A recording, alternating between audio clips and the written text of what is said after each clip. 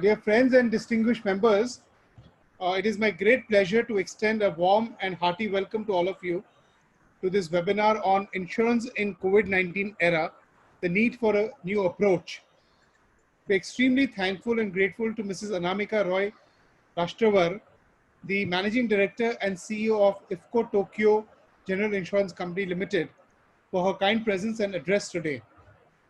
Her varied experience and valuable insights will definitely benefit all of us who are attending this very important session.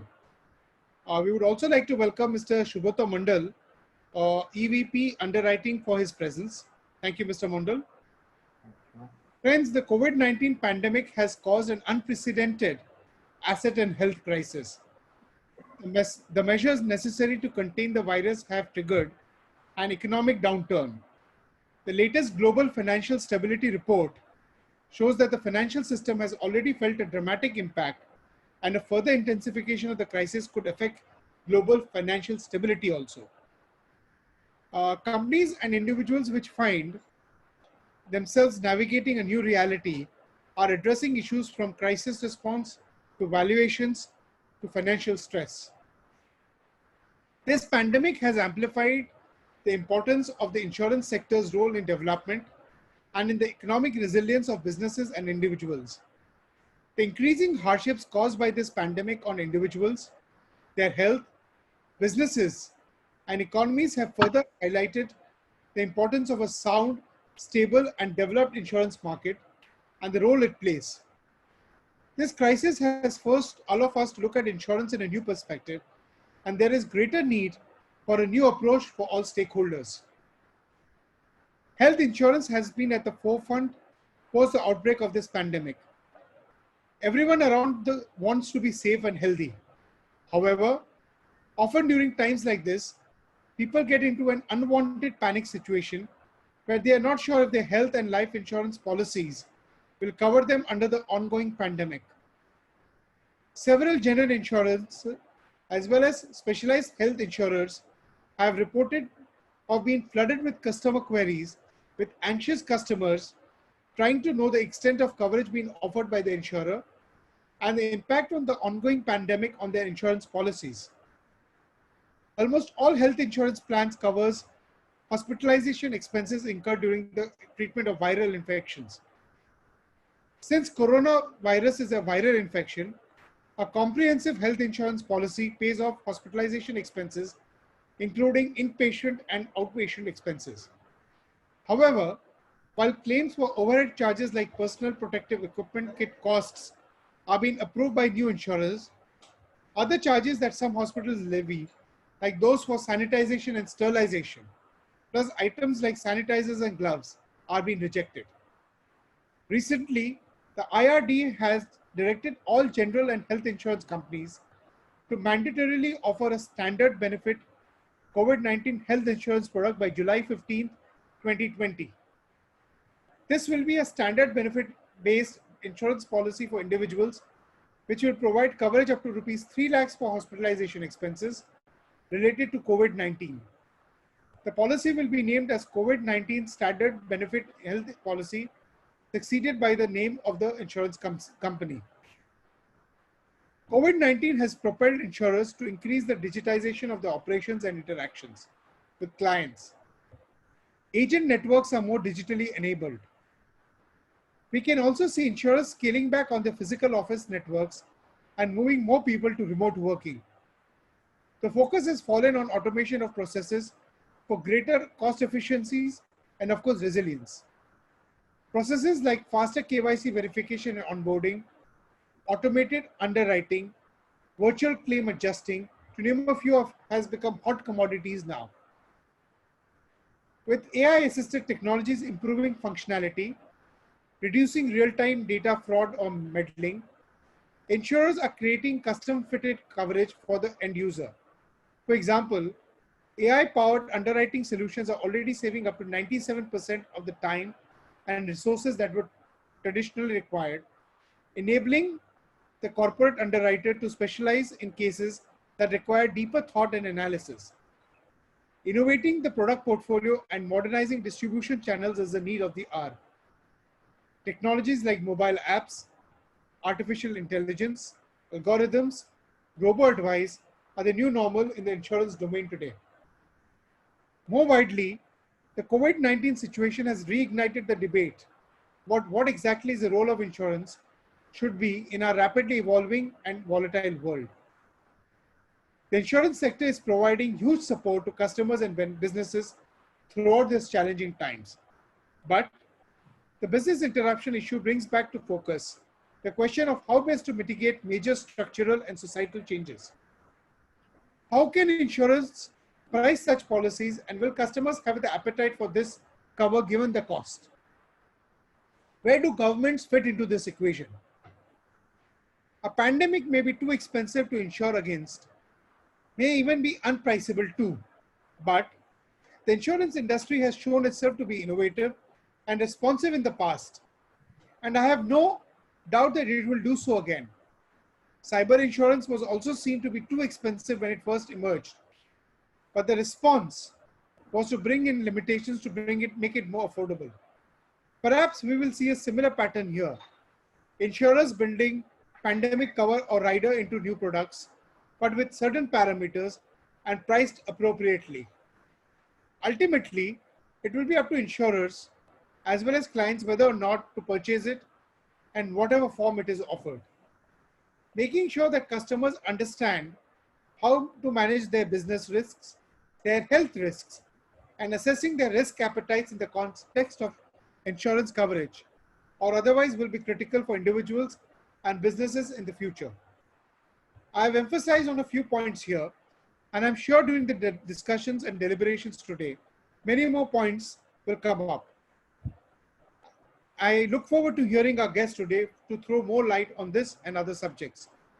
So without taking much more of your time, I once again welcome all of you to this very important session. And now I invite respected Mrs. Rashtrawar to kindly deliver her address. Thank you all, and over to you, ma'am. Thank you, Rishad. I think you did most of my job actually, made it very easy for us. And looks like you should actually run in my place, my company now. So I think that's a good thing to begin with. And very close to where you studied, and I have studied in Calcutta, so Calcutta is very close to my heart. And every time there is a request from Calcutta, I cannot refuse. So welcome to all delegates. I'm not able to see you all, but I'm with you this afternoon, along with my two colleagues. I have Subrato, and we have a young leader with us called Garima Kritesh, who is one of the leading now specialists in liability. As Mr. Kothari said, that the pro-COVID world, the post-COVID world, during the COVID world, things are looking up to be a little different, but the basic thing always remains the same. We are insurers, and we do speak the language of risk management. I think what we will do in a short while from now, we'll first build up how the industry is kind of moving, what were the lines of business that the industry did, and then come hit to the point within the next 5 minutes. Just the first 5 minutes to just give you an overview of the, basically a few numbers, since all of you in Calcutta understand numbers better than anybody else. So just to take you for the first slide that we have is talking about, different, I'll take it to the first slide. And the first slide is nothing but certain numbers that we're talking about. It is different private sectors, what they have done in 1920, and the industry as such. In the entire country, the total premium that was done by all insurance companies was 1,89,216 crores. This industry is definitely growing. And if you look at the figures, the public and the private, the public sector did lose a bit of its ground last year. However, things have changed this April. And if you look at the business composition, and why am I trying to take you through this journey in this next 2 minutes is, how is it going to change in the, I wouldn't call it a post-COVID era. I'll talk to you about 3 eras today. One is the current situation. One is the situation when we are recovering from a phase that we just discovered. And there will be a third phase post the vaccine era. So there will be three different phases in our lives now. So how does this business going to move? Now, if you look at the last 3 years, I just gave you a share of last 3 years, you will find motor is our biggest line of business. All of us, whether by law or by desire, we choose to buy motor insurance, even if it is third party or what we call as an act policy. Now, if you look at motor, it is occupying 44% initially in 17-18, moved to 43, then moved to 42. And the next big line is health insurance, which is the 1%, if you see the negative from motor, is actually moving to health. So if you look at the last year, which is 19-20, from 42, this has become 23. So it was 43% motor in 18-19, it was 23% in health. And in the previous year, it was 22. So health is one very, very big line of business. People like us who are like, now almost 32 years in this industry, we used to always think property was our biggest line. Now, slowly as we grew, I would say our growth, maybe somewhere in 90s, we saw liability creeping in. And now suddenly we find health is becoming a very big portfolio. I don't know, but my hunch is in the next 5 years, or maybe 5 years is too long, health will overtake motor. So this is how it is going to move and why. The question is why. And liability, which used to be hardly any percentage, if you see 1, 2, 1, then 2, this probably, it will not become very, very big, but it will definitely take out almost 3% or odd of business. Property, which used to be the mainstay of any general insurance company, today is not going to occupy too much of space. And why so? However, if you look at the rankings, it's very, very stable. If you look at our finance-backed companies, either it's an NBFC-backed, whether it is our banking promoters, they have been very, very stable in maintaining their positions and their businesses. The rest of us are, going up and down at certain stages. But this is just to say that, what am I trying to actually tell all of you? That the sector is stabilized at this moment, be it the line of business that we are going to do, be it the way we are handling businesses, it is a very, very stable environment. Now, this was what the past was. We discovered this virus as we moved in the new financial year. We started getting news from China. We started getting some impact in the month of March. And I would say March was a discovery phase for us. So we look at the business performance in April and May across the general insurance sector. So we degrew. And who degrew the most? The private sector. All of us know that motor, which was our largest business provider, which was about 42-43% of the share, obviously degrew by almost 50%. That impacted the industry. However, during this period, we did grow our property businesses. We did grow our liability business. Of course, marine will not grow because it is dependent on the trade we do. So now I'll come straight to the point of discussion this afternoon. What are the different stages of business during COVID? I told you the first stage was an initial stage where we did have business as usual. I remember being questioned by my own board and others that what do you think is the impact going to be? So very confidently in the month of March, when various calls were happening internationally, I told them, no, I don't think, till now I have not been able to feel, I myself did not know how serious this could have been. So that was stage one, where business was usual and we were in an infection discovery mode. Then the second stage came when the lockdown hit us without I personally can tell you, it was a 2-hour discussion when it was announced in the news, and we had to take a decision between 8 o'clock and 10 o'clock. What decision did we have to take? Okay, it's a complete lockdown. We had to get our passes, and that time we didn't even know what this lockdown pass meant. And so what did we do? It was a defense state. And in that state, we had to think immediately, how could we make, how the business could have continued in normal state. What is the meaning of normal? The new normal was what? No physical contact. I had to manage from office. How could our IT department, so we in-house some people here, hired the neighborhood hotels.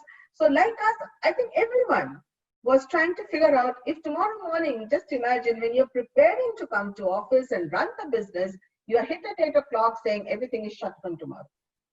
It was a fighting kind of a time. And I think all of us had about 2 to 3 hours.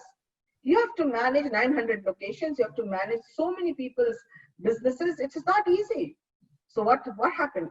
We all, and on the personal side, we were fighting infection. We were keeping our employees safe. We were protecting families, and so be it. And it was more of an emotional, I would say, state where we were in a flux. Ki jaye business kahan pe bhi, pehle to apan apna jaan bachaye. That was the stage we were in. Today we are moving into a third phase, and that phase started about 1st of June when there was a partial lifting and things like that. And this business resumes with some changes. Now, what are these changes? We all have come back, but this is a change. I personally never thought that this kind of webinar would be big success. I was never in favor of doing webinar. A webinar became, I would say, necessity when we had to talk to people outside the country. They could not come, etc. But we did not think that I had to talk to my other room colleagues also on Zoom or WebEx or whatever meeting tools that we are using today. So I have marked it in red because we are in a recovery phase right now. And what has happened? You have seen some business limping normally back. Some businesses are still struggling to find their feet. However, we have to rediscover ourselves. What impact did it all have? It is a kind of a disruption in business model. And what kind of business model are we talking about? Now, if you look at very small things like, I'm sure Mr. Kothari is he's heading fragrance chambers also. You will know that, did you ever think that you will not go to a fancy place like a boutique to really buy something worth 30,000, 40,000 rupees? Today, suddenly, even those boutique people within 2 months have come online. So the business model got disrupted. I don't know how many of you today connected, are non-vegetarian. Suddenly, a certain section of the community said, oh, I cannot go and stand and buy my fish, mutton also. The company called Licious suddenly became a household name when it was not supposed to be a household name. So this business model changed. And if you look at Spencer's, like the one of my, and it's very close to Calcutta, because so Spencer's today started saying, oh, online. Then they said, forget online, call. These are our numbers. Please call. So what was the disruption model? And to check this kind of a disruption model, I did visit one of the stores to see how the format is changing. Suddenly I find a lot of young children, maybe those who could not go back to distant places, and they took a list in their hand, and as if they were fitting in my grocery, and they were actually collecting the grocery, putting it in a packet, and there the delivery boys were outside. So this model changed. So there is a disruption in the business model, be it a small-time mom-and-pop stores, be it even a small medicine wala, the cigarette ke thadi will call and say ki hum ghar pahunchayenge. So what was the new term, hum ghar pahunchayenge? And what kind of problems could we have faced with that? Then there's a change in customer need. Customer doesn't want to touch, the customer doesn't want to feel anymore. The customer will feel the internet, I guess. So there is no feel anymore. The enhanced digitalization cost. So what kind of cost are we talking about? Different applications, as Mr. Kothari mentioned, about a lot of AI. AI, many people will not be able to afford right now, but at least your applications, your phones will have to change. You may have to provide things to your colleagues who are going to work from home.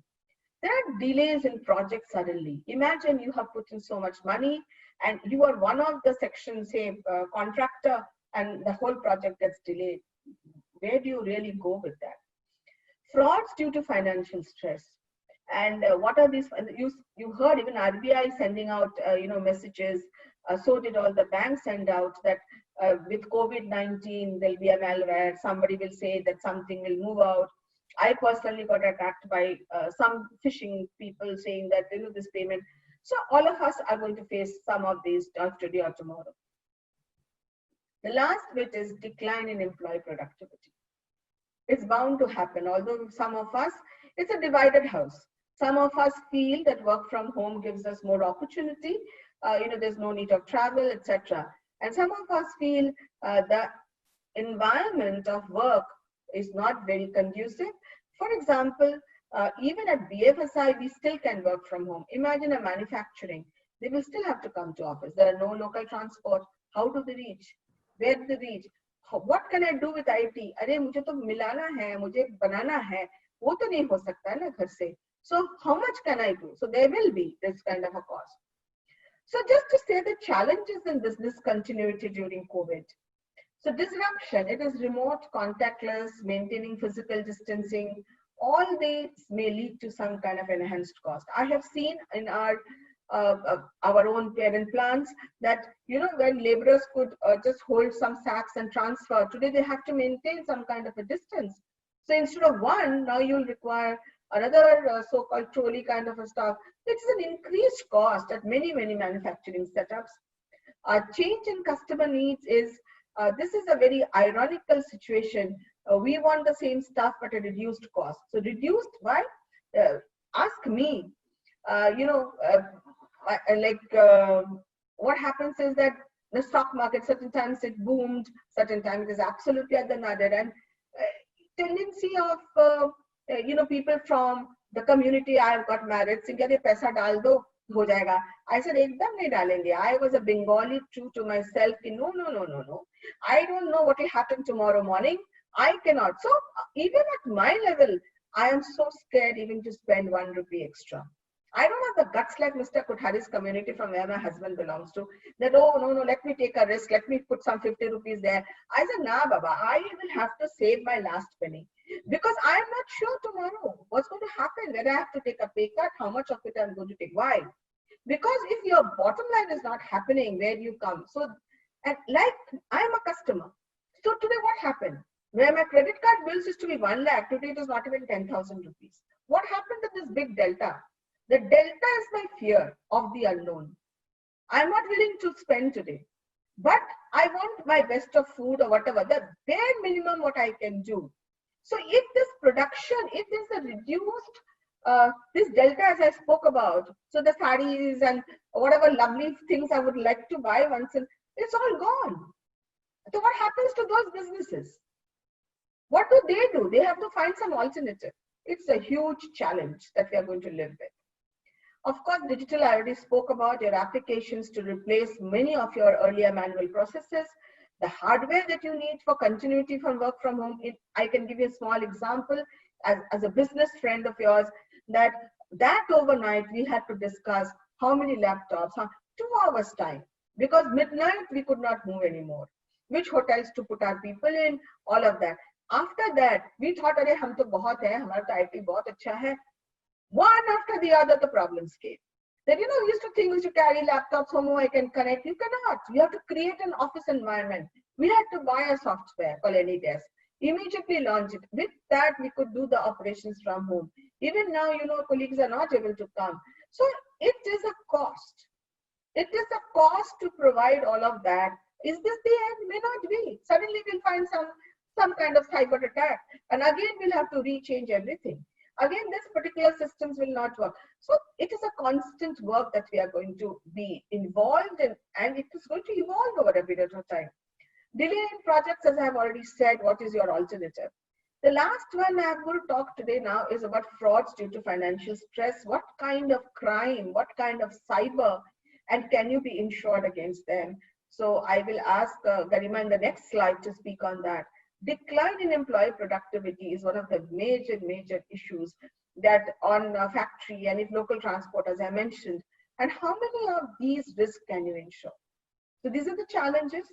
How many can be insured and how many cannot be insured? So the next one is a business roadmap post-COVID. And for me, it is not post-COVID, although I'm writing this term because this has become a common term used by everybody. If you ask me personally, I think there are 3 phases. One was the infection discovery phase. We are living still in a phase where any of us are prone. Maybe I am a carrier, maybe everyone else around me are safe, but I don't know if I'm transmitting. So we are going through this phase. When will this end? I am not sure.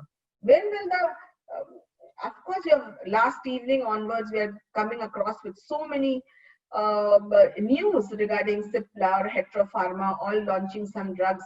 I just hope we get them, but So there's no cure, and where is the vaccine? So this intermittent period is one of the most vulnerable times of our, at least my life of 56 years. A very, very vulnerable time.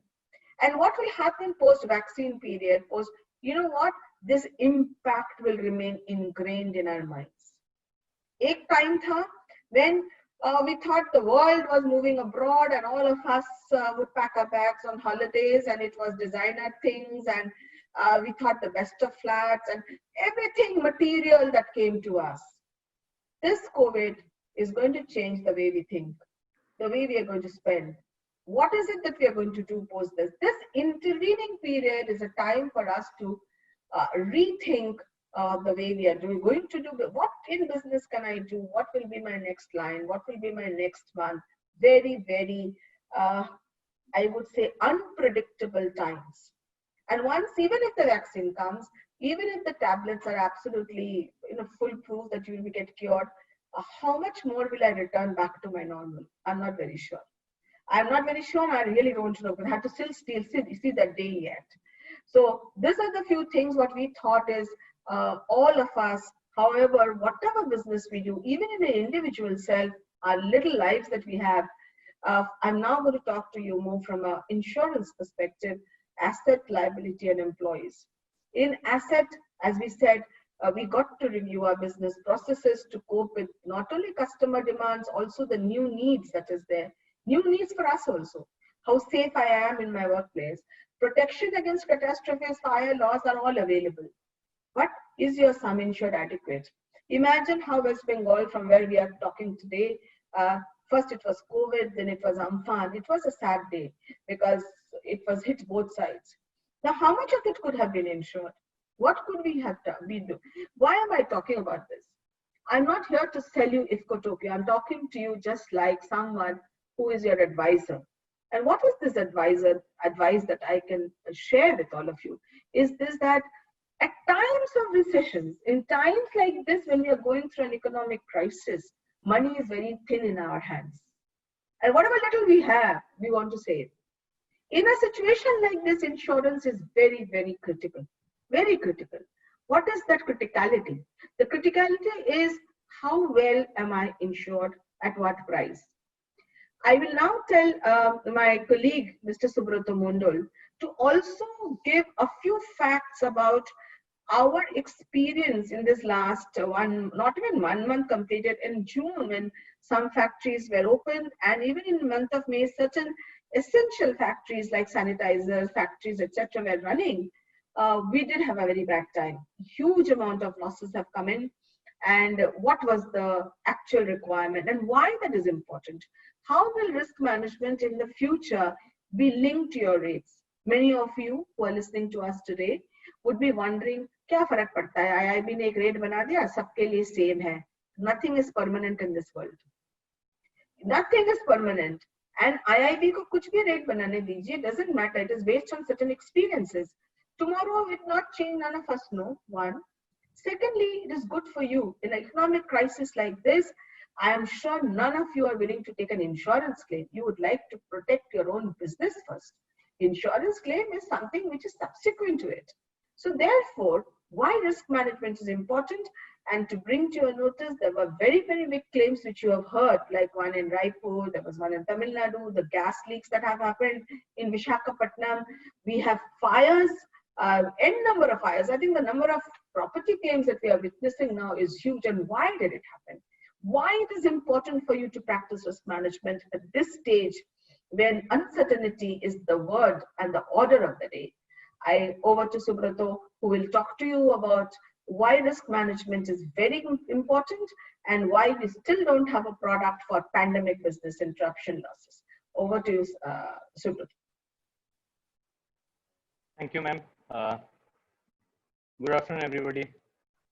I think just as a continuation of what ma'am said, because of the changing scenario, a lot of new things we have to see, we have to address. As she mentioned, I mean, we have been on a lockdown situations for quite some time, and consequently there has been business loss. So the basic idea is what has happened has happened. It was almost unavoidable in the current scenario.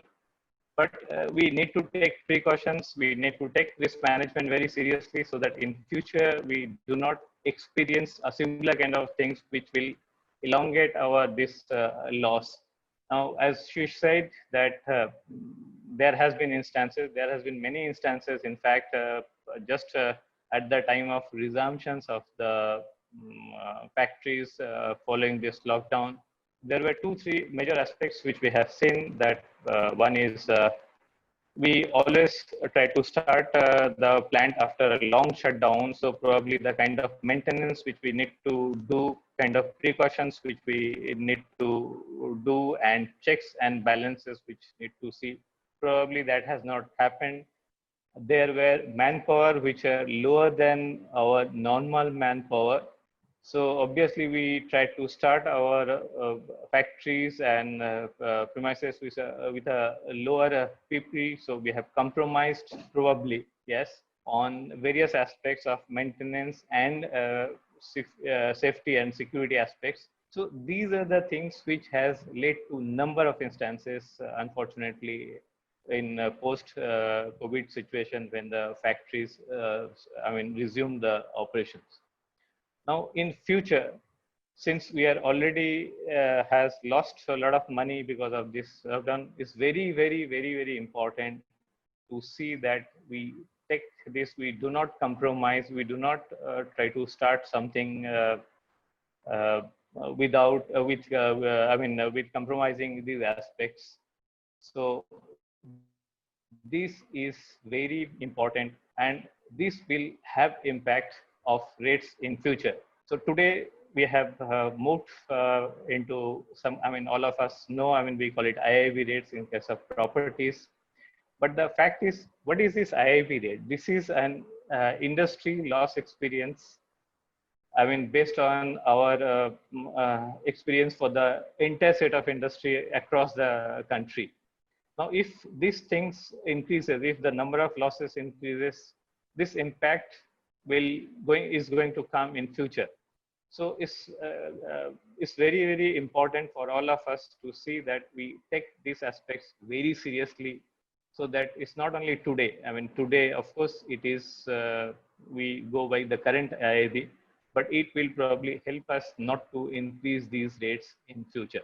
So that's on the pricing part. I think there is one more aspect which ma'am briefly mentioned, that is about business interruptions. I'm sure, there has been discussions, there has been queries from all our esteemed customers, that whether this kind of an business interruptions can be covered. Is it covered? Uh, if you want a straight answer, is an no. For this, the current loss, what we have suffered is, practically we are our own insurer. So the basic fundamentals of an insurance lies with the fact that any kind of an property insurance is, there are two parts. One is a material damage, and consequently there is a business interruptions. So wherever there is no material damage, here what happened in majority of the cases, we have simply shut down and kept it in a shutdown conditions for long. So consequently, whatever loss you have suffered because of these interruptions, that will not be covered under business interruptions as a matter of principle. So this is not covered. Well, as Mr. Kotri said in the beginning, should we have such cover in future? Definitely, every insurance company is reviewing this, and they're trying to assess that what could be the possible impact, what could be the pricing. These will all be challenges. But I can assure you, like many other companies, we are also, talking to various reinsurers. We are also trying to find out some solutions, and hopefully we will also come out with some solutions in future on this part. Over to you, ma'am.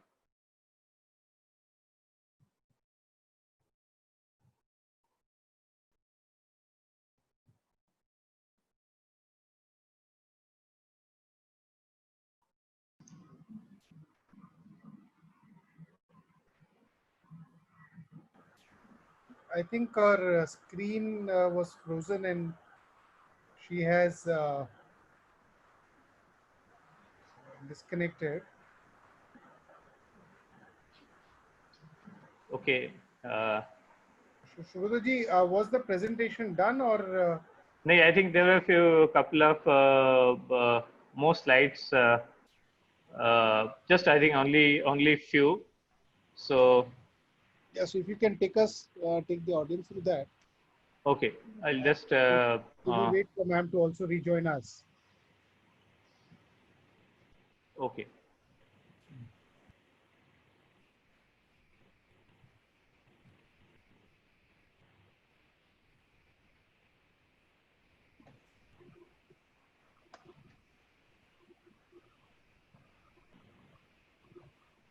So the slide after this.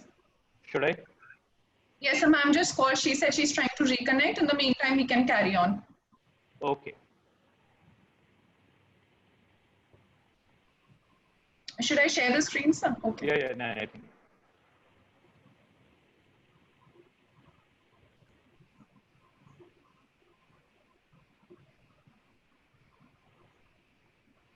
Yes. I think this another one. Garima, just give me a moment. Yes.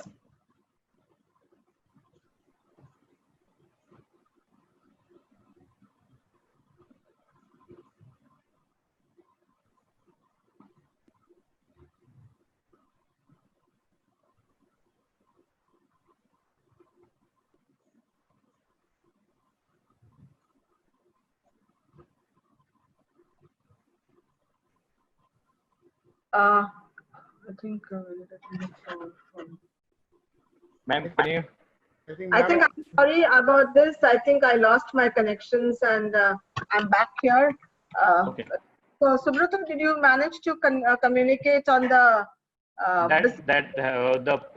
That part was done. Probably now we will move to the liability part. Yes, I think Garima can move to the liability parts where I think this. What are the kind of liability which anybody can face during this COVID times? I think that's something we should be able to speak on. I'm just going to go to that slide. Garima, you may start with crime and liability. What are the? Yes, ma'am.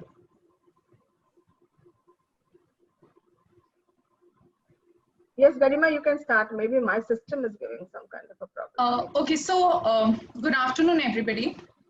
Well, this lockdown, I don't think any one of us were prepared for it, either professionally or personally.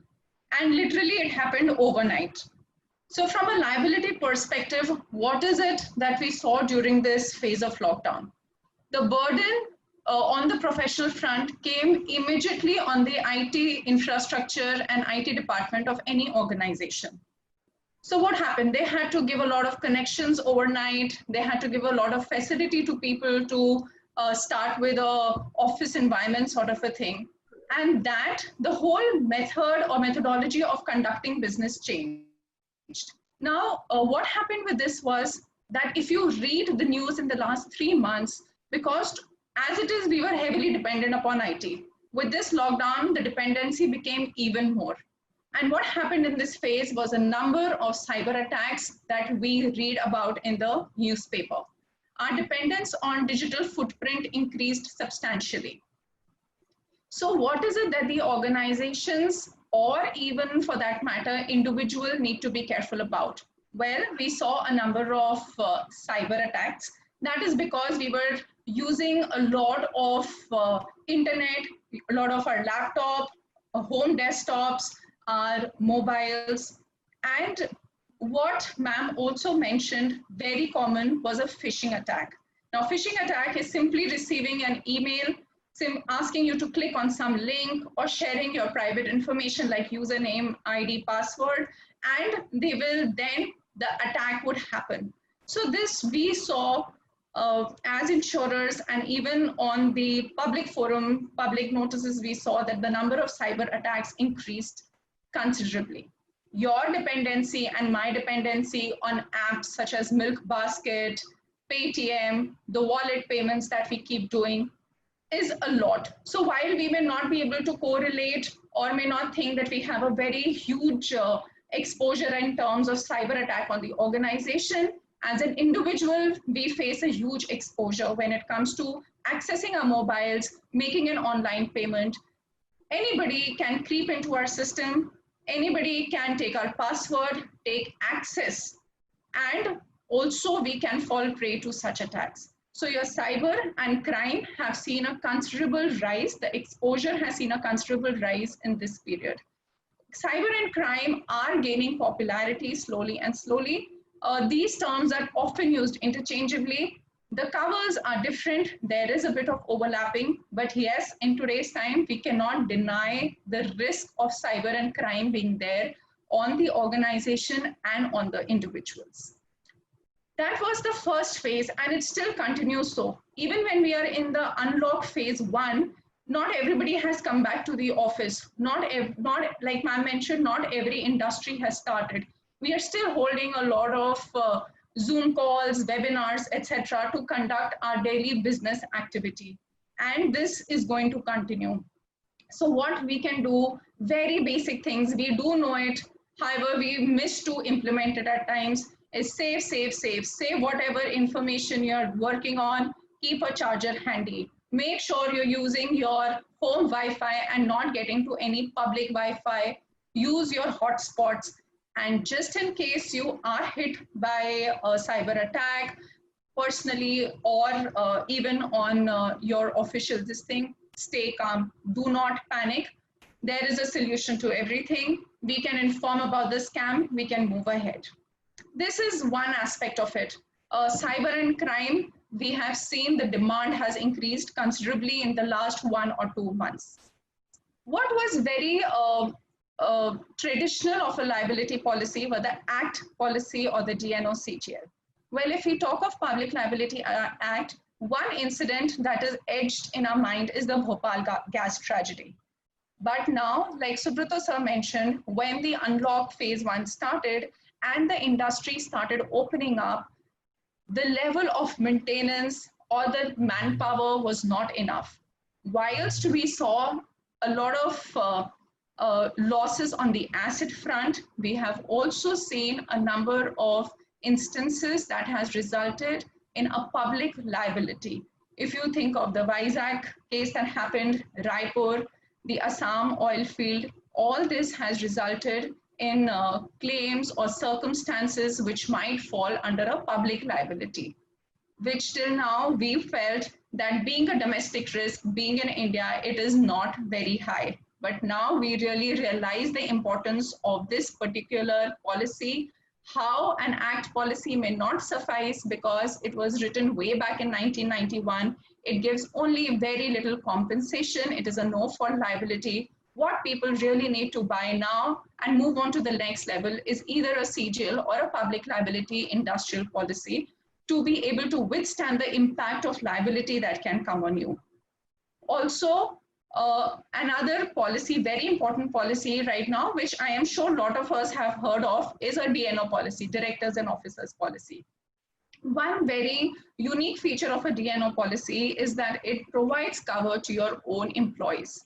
Now, when the unlock phase is starting, we are asking our people to come to organization, to offices, to attend office, though we are maintaining every precaution that we must in order to make sure that there is no transmission of this disease. Nonetheless, we are not sure where we can get it from. So whilst the DNO policy can invite claims from people outside your organization, employees can also claim for wrongful employment practices or negligence when they join office back. So slowly and steadily, what we are seeing is an increase in the demand for DNO, CGL, and at the same time, crime and cyber policies. And let me tell you that it is not true that only the big organizations are looking for it. Now, everybody, whether it's an SME, MSME, depending upon the nature of business they are conducting, depending upon the kind of exposure they have, we have seen an increased demand in these policies. We were also wondering what is going to happen in the lockdown phase, but believe you me, insurers have been very busy in the last 3 months, even on liability, which is not a very traditional line of business. We have been giving out a lot of quotes, getting a lot of submissions, and it is a very pleasant change that we see. So, yes, ma'am. We might run short of time, and just the last one is on employee welfare.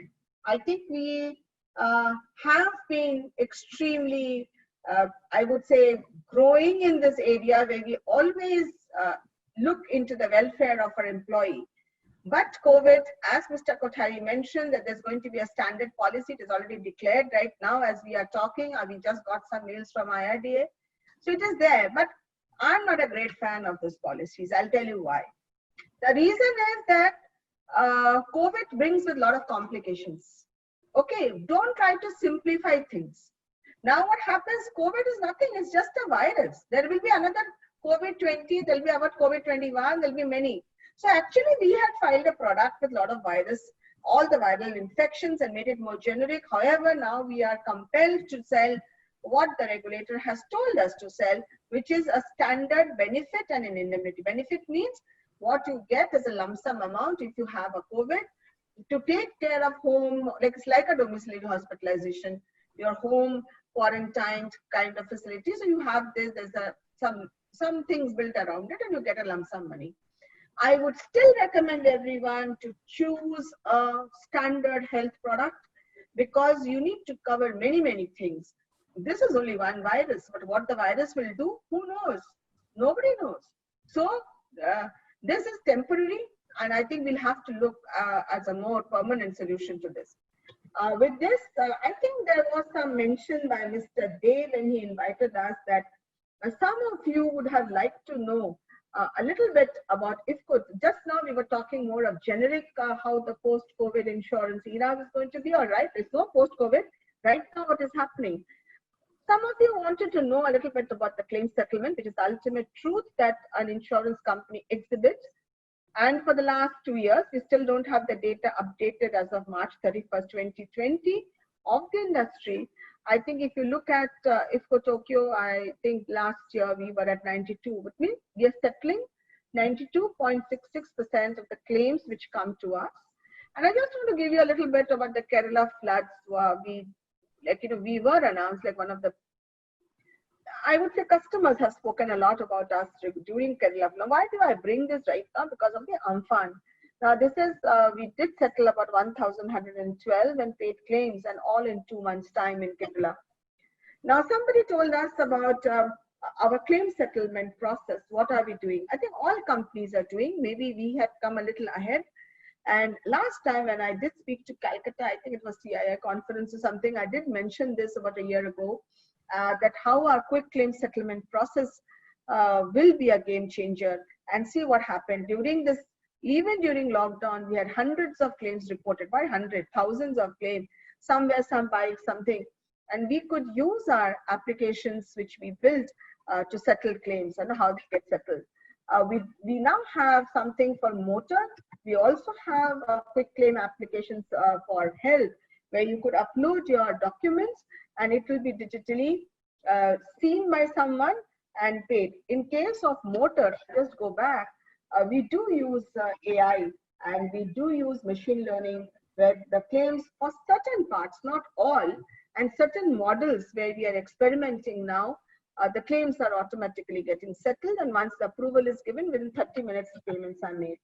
But are we going forward with this? Yes, we are going forward with this with many more models that are going to come. In health, do we have an AI yet? Not yet. We are building one, and the machine learning will then obviously take over. And maybe this will take us another 6 months' time when you just put in the papers and you will get a reply. Okay, this is what is being paid. Now, coming close to Amphan, which is what Bengal got hit by, and so did Orissa. The number of claims that has been reported for us is 231. And you can see the reported claim amount is 34 crores, 30 lakhs. So right now, the payment that has gone out is only 26, but we have made a lot of on-account payment. On-account payment means payment where the claims have not yet completely been, I would say, either assessed or there is a part assessment, some things have not been billed. However, it is my personal kind of commitment to the customers of ours that this coming July 15, I have got a deadline for myself that as many claims as possible we would like to clear and make on-account payments to all the claimants with property claims, because they definitely need money to rebuild what they have lost. The last slide, that we in IFCO Tokyo are in 25 locations in West Bengal. We work with partners, agents, banks. We also work directly with clients, but we also want to serve you with a smile, especially when you have a claim. And of course, it's all now open for discussion. Any questions, and I'm sure there'll be a moderator, I'll be pleased to answer. And along with me, my colleagues are also there. Thank you very much for giving us this opportunity to present the so-called challenges and how the business is going to shape up in insurance. Thank you very much, Anamika ji, and your team, Shubhrato ji and Garima ji. That is very interesting. And of course, yes, we do have a lot of questions. So I'll call upon my colleague in the committee, Shri Subodh Kumar Agarwal ji. He is also the council chairman here. So Subodh ji, if you can take over and ask the questions to Garima ji and her team that we have already collected. Over to you, Subodh ji, please. Thank you, Rishabh ji.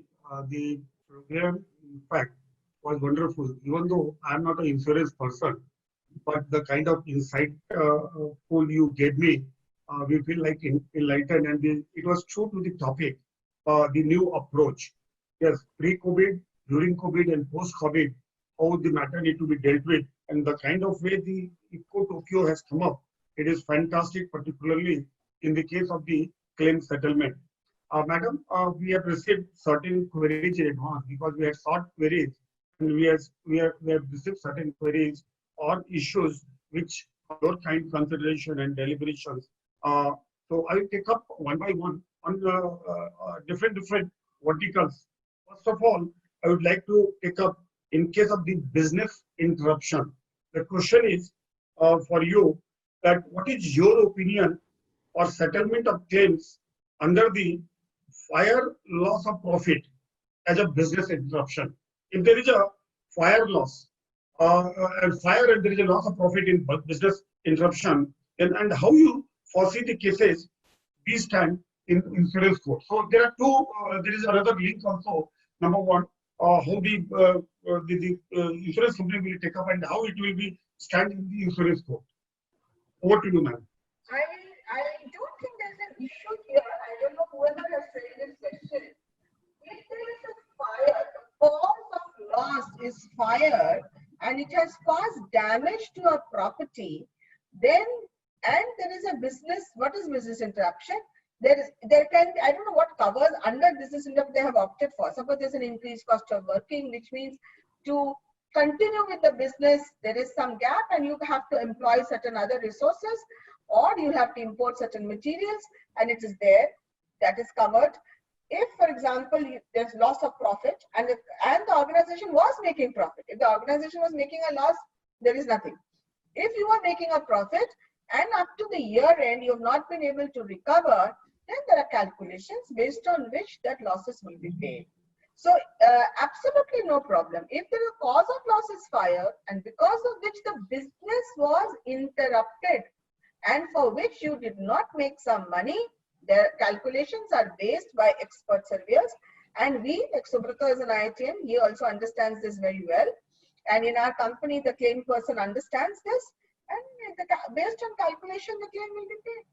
But I don't know if the intention of asking this question was this. I think the intention, since we've done in quite a bit of webinars with a lot of merchants right from Kashmir to other places, I think their fear is, although they have a fire policy and they do have business interruption cover, because of this sudden stopping of work, the losses that they have incurred, they could not make money, things got wasted and all, will that be covered? As Subrata would have mentioned when I lost my link, losses due to pandemic is not covered yet. Will we have a policy in the future? We may, but we do not have actuarial data right now to support us. Is there work going on? Yes, there is work going on. In the future, we may kind of have a policy. Does that answer your question? I just have a supplementary question. Fine. If the fire happens during COVID, because you said that business. problem. Okay. If there is, I think then the question is, let me rephrase it, and I think we were giving a lot of assurance to our clients. Now, during lockdown, if some factory catches fire, will we pay or not? Yes, we will pay. We have paid, I don't know, n number of claims now during this lockdown period where factories have got fire, which means a closed factory.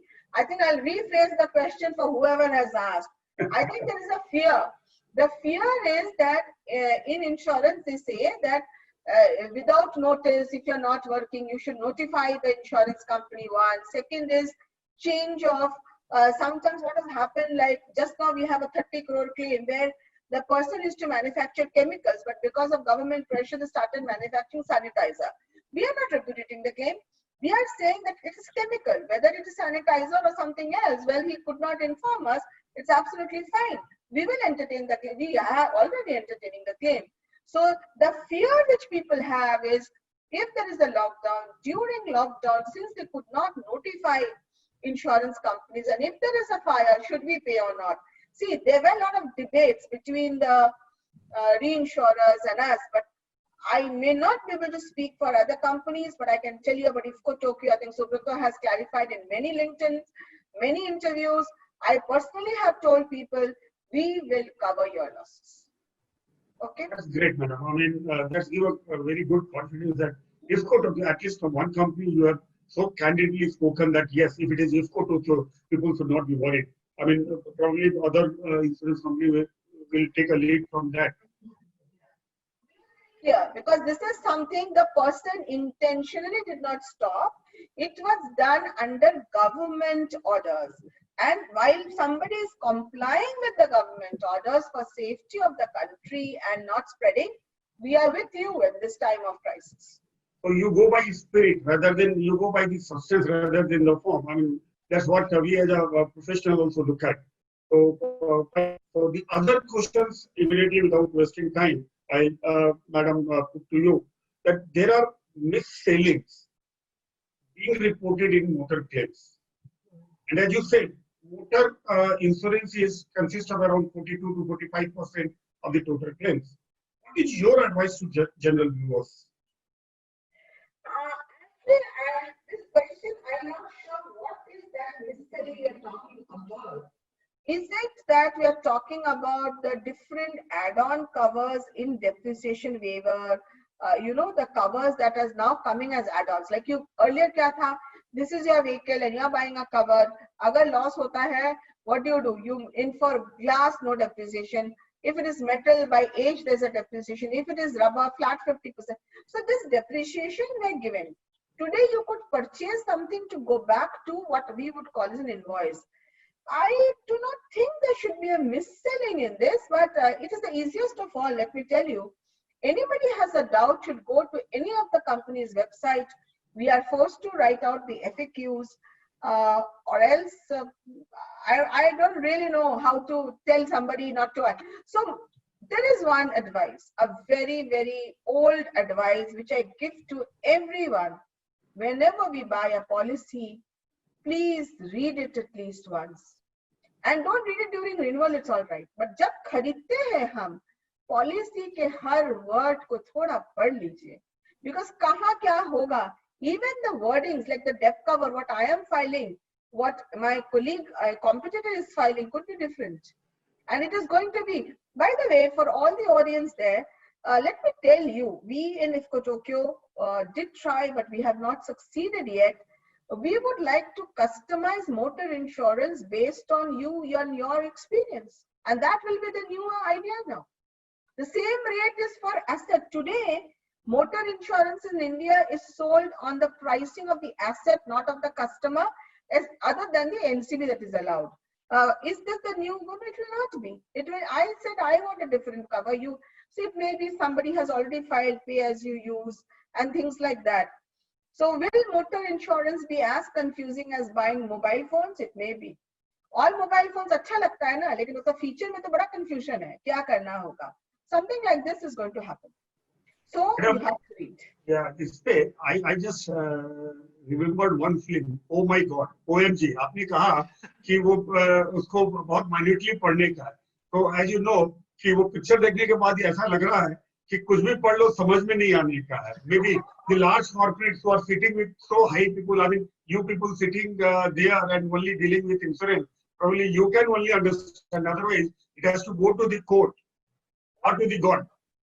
And pandemic is such situation where this kind of things may happen.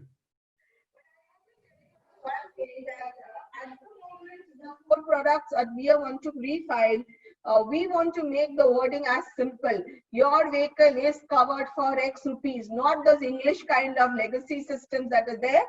But I may be talking too much in advance, but you will see a change. You will see a change, a language that is understood by every person. That is how simple insurance should become. And we will try. You will see our next two health products that are going to come out. We have to yet file with the regulator, and you will find it is just one page, just saying, tak, tak, tak, this is what is covered, and that's it. No ifs and buts and conditions. But for motor, sir, if any of your colleagues have some confusion, what we could do, we can have a session on different covers available and how to read those different covers. But that would take another 2-3 hours of deliberation on. Definitely, madam. We will ask the secretary and also the president and team to organize one program or one webinar now, because physical meeting is not possible.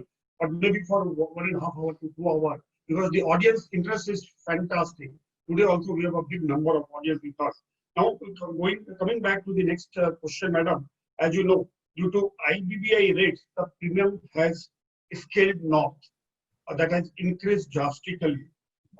Is this the result of poor underwriting or aggressive penetration by the new insurance players? No, neither.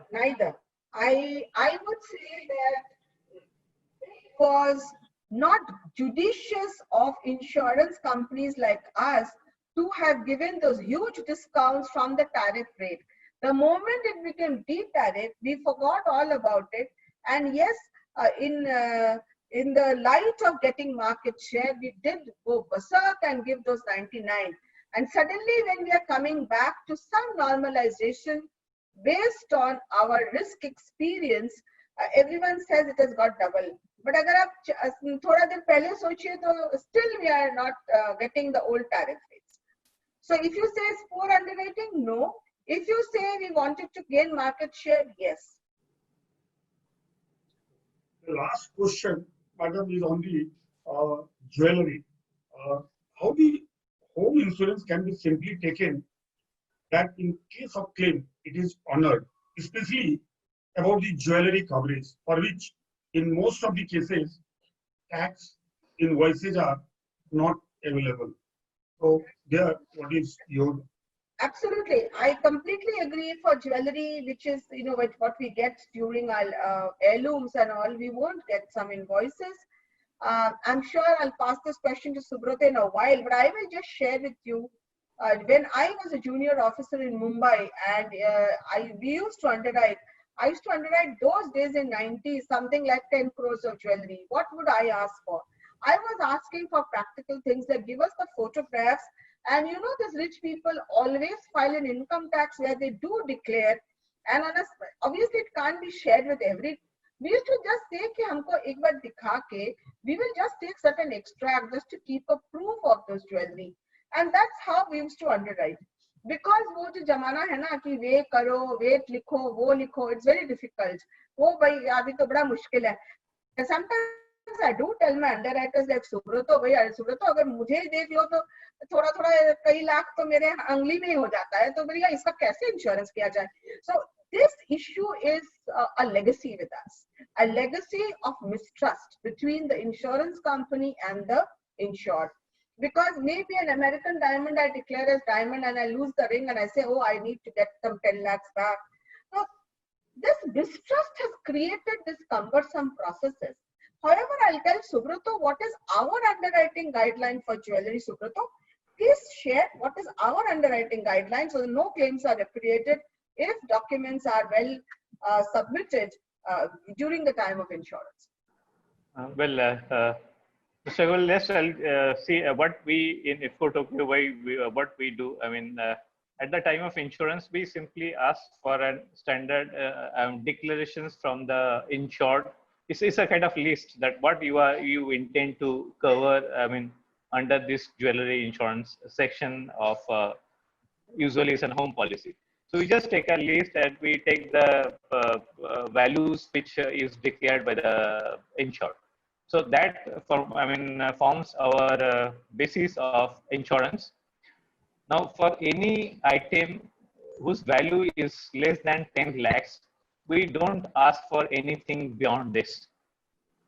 Anything where the value is more than 10 lakhs, any individual item where the value is more than 10 lakhs, we request that if something happens, we will either require a copy of the invoice or we will require a valuation report. So that is only in case of costly items. That is our additional requirements. Only if something happens, not at the time of insurance. So if there is an incident, probably the other formalities, informing police, lodging an FIR, all those things needs to happen. There has to be interactions with the surveyor. All those happens. But apart from that, the basic declaration which you submitted at the time of taking the insurance serves our purpose. Thank you. So my last question from the audience is for senior citizens. The question is, in COVID-19 pandemic period, senior citizens are especially vulnerable, and yet there is no insurance policy if they have not continued from the earlier age for such senior citizens. So do you think such senior citizens also need insurance cover and the insurance company can formulate some kind of insurance? This new product, which has just now, IRDA has sent out the final warnings. There it is no problem because there is nothing to do with pre-existing. It's just got on some 15 days or so waiting period. I'm not quoting the exact terms. I don't have it in front, but we had filed it for 15 days waiting period. Anybody can buy. Because how does it matter whether you're now, what is the definition of senior citizen? That's also important.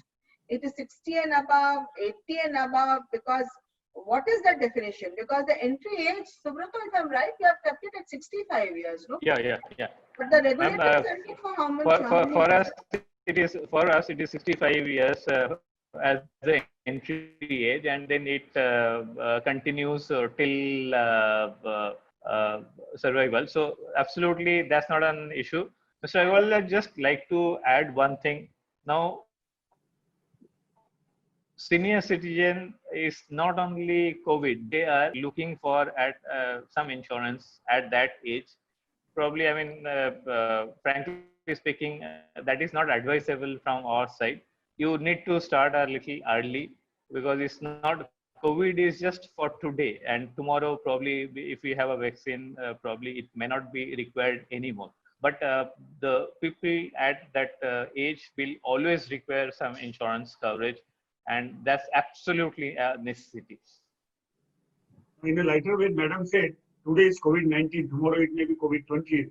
Tomorrow it may be COVID-21. So keeping that in mind, but yes, I fully concur with you that the insurance should start at the early age, because when your capacity goes down to pay at the senior citizen, if you take the insurance at senior citizen level, the insurance will be very high. So it is never advisable that you take the insurance at this stage.